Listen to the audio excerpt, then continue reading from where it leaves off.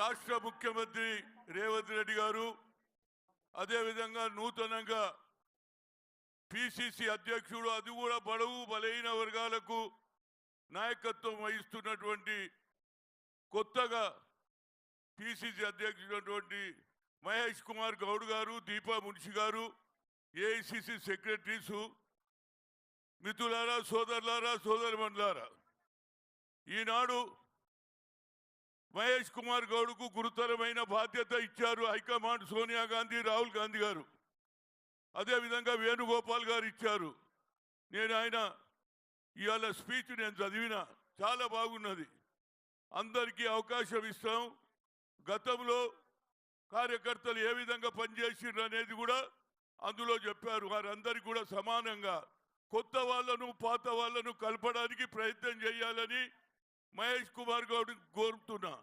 అదేవిధంగా ఇవాళ నేను పేపర్లో చూసినా, టీవీలో చూసినా, ఏఎన్ఐలో వచ్చింది. నరేంద్ర మోడీ ఏమంటున్నాడు తెలుసా? Indira Gandhi, Pandit Jawaharlal Nehru they are against for SC ST OBC అంటున్నాడు. ఎంత అన్యాయం రా బాబు! ఇందిరాగాంధీ భూ సంస్కరణ అమలు చేసింది, దున్నేవాడికే భూమి ఇచ్చింది. అంతేకాదు దేవరాజ్ అర్స్ మొదలు పెడితే అదేవిధంగా ఆ రాష్ట్రంలో ఎంతో మందిని ముఖ్యమంత్రి చేశారు. అదేవిధంగా అశోక్ గెలాట్ ను చేశారు. అదేవిధంగా ఇక్కడ సిద్ధరామయ్య చేశారు.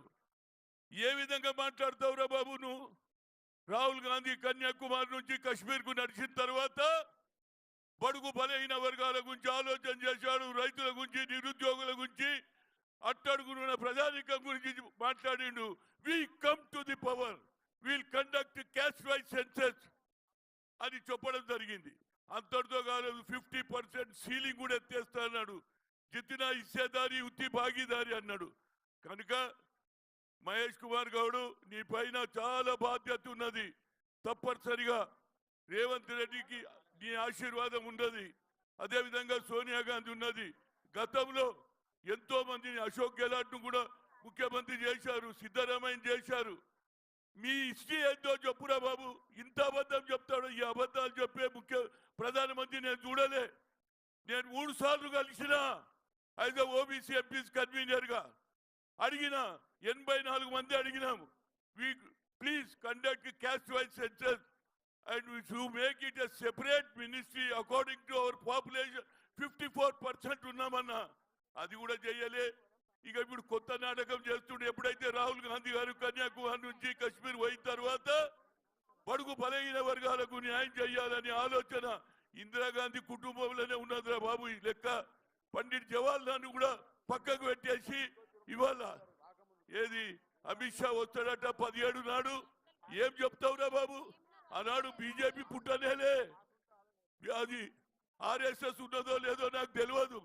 ఆనాడు కొట్లాడినటువంటి కమ్యూనిస్టులు, ఆ తర్వాత కొట్లాడినటువంటి జమలాపురం కేశవరావు, రామానంద తీర్థ, పివి నరసింహారావు నాగ్పూర్ లో క్యాంపు పెట్టాడు. అదేవిధంగా ఇవాళ నేను 17 నాడు పోతున్నా. ముఖ్యమంత్రి కూడా లెటర్ రాసిన, ఉత్తమ్ కు చెప్పిన, వెంకటరెడ్డికి చెప్పిన. ఎక్కడైతే మన్నాల గ్రామంలో నల్గొండ జిల్లాలో 1947లో వచ్చింది స్వాతంత్రం, కానీ 1 ఇయర్ దానిక జరగలే. అరాచకం జరిగింది. మన వాళ్ళను కొట్టి పంపించారు, చంపేశారు. అదేవిధంగా 1948లో అక్కడ ఉన్న వన్నాల గ్రామంలో 10 మంది విద్యార్థులు జెండా ఎక్కించిర్రా బాబు. వాళ్ళు ఎక్కించినని పోలీస్ తూటాలకు బలైనరు. 17 నాడు పోయాడా ఫౌండేషన్ వేస్తా, అక్కడ అమరవీరుల స్తూపం కట్టించి మా రేవంత్ రెడ్డి గారితో ఇనాగ్రేషన్ చేపిస్తా. ఇది మా ఆలోచన. మీరు ఎక్కడున్నారా బాబు? కనుక ఇవాళ సమయం ఆసన్నమైంది. అంచెలంచెలుగా వచ్చినాం. ఎన్ఎస్ఏ నుంచి వచ్చినాం, యూత్ కాంగ్రెస్కి వచ్చినాం.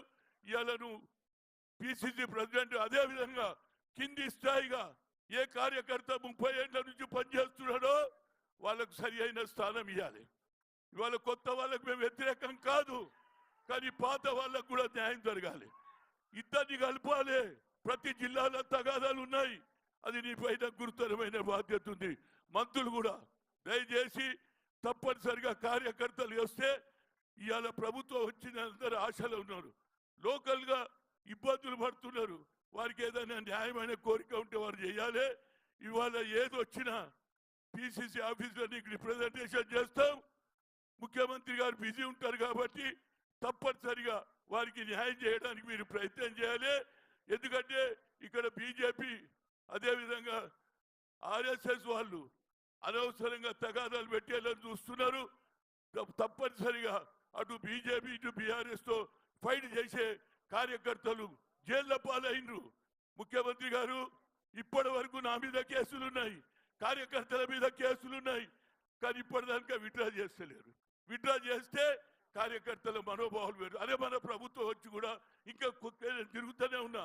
అంబేద్కర్ స్టాచ్యూ ఇవాళ కూడా ఏది గోషామెల్ స్టేడియంలో పట్టుకున్నది. 5 ఏళ్ల నుంచి కేసులు నడుస్తున్నాయి. ముఖ్యమంత్రి గారు దాని మీద కూడా ఆలోచన చేయాలి. ఎందుకంటే ఓల్డ్ సిటీలో కూడా అంబేద్కర్ అభిమానులు ఉన్నారు, అక్కడ పెట్టాలనే ఆలోచన. గతంలో బట్టి విక్రమార్క నేను పోతే కేటీఆర్ అన్నాడు అక్కడనే పెడతా అన్నాడు, కానీ వేరే వాళ్ళ అడబ్బు విగ్రహం పెట్టిరు కాబట్టి నా విగ్రహం అక్కడనే పట్టుకున్నది. I will request the AICC secretary, Ambedkar still last 5 years in lockup. He should come out and put him in the old city statue, and even Asaduddin MIM in parliament he will say that Jai Bhim, Jai Bhim. He given 2 times as a mayor. That's way that also taken into consideration. And I will request, I hope నాకు కూడా అవకాశం ఉంటే నేనన్నా పెద్ద రాష్ట్రానికి ఉన్నా, మన ముగ్గురం బీసీలో కొట్లాడితే మళ్ళీ ఎవడో దొరకపోతాడు అని నేను సపోర్ట్ చేసినా లేదా? ఏమై మహేష్ చేసినా లేదా? అదేవిధంగా రేవంత్ రెడ్డి ఆశీర్వాదం తీసుకో పూర్తిగా, ఎందుకంటే ఆయన కొన్ని తెలివక జరుగుతున్నాయి. మాది కూడా అప్పుడప్పుడు ఇను న్యాయం జరుగుతుంది, నీకు వ్యతిరేకం కాదు. నేను రాజశేఖర్ రెడ్డిని కూడా ఏది పిసిసి ప్రెసిడెంట్ చేసిన, సత్యనారాయణ చేసిన, అదేవిధంగా ఇవాళ నాకు చాలా సంతోషం ఉన్నది. చాలా దూరం తర్వాత మళ్ళా ఒక బీసీ నాయకత్వం వచ్చింది. రాహుల్ గాంధీ అదే అంటున్నాడు, బీసీలకు సరి అయిన న్యాయం జరగాలి. మా వాళ్ళు మోర్ దాన్ 50% ఉన్నారు. మొన్న ఎన్నికల్లో కూడా మా అందరం వేసినాం ఓట్లు. 6 డిక్లరేషన్ అంబేద్కర్ ఆలోచనలు ప్రతి ఒక్కరు ఓటు వేసిండు కాబట్టి ఇవాళ ఎంపీలు అయినరు, ఎమ్మెల్యేలు అయినరు, మినిస్టర్లు అవుతున్నారు. రేవంత్ రెడ్డి తప్పనిసరిగా రాహుల్ గాంధీ ఆలోచనను వీరు అసెంబ్లీలో బిల్లు పెట్టారు. బిల్లు పాస్ అయింది, 150 కోట్లు రిలీజ్ అయింది, కానీ ఇంతవరకు పని మొదలు పెట్టలేరు. దయచేసి రేవంత్ రెడ్డి గారు కులగానే మొదలు పెట్టి నీకు దండం పెడతారు. అన్ని పార్టీల వాళ్ళు అడుగుతున్నారు. అది చేస్తే రాహుల్ గాంధీ కూడా పార్లమెంట్లో మాట్లాడే అవకాశం ఉంటుందని కోరుతూ మరొకసారి Mahesh Kumar Goud, God bless you, మంచిగా పనిచేసి పేరు తెచ్చుకోమని కోరుతున్నా. జై తెలంగాణ, జై రాజీవ్ గాంధీ, జై రాహుల్ గాంధీ, జై సోనియా గాంధీ. నమస్కారం. ఇప్పుడు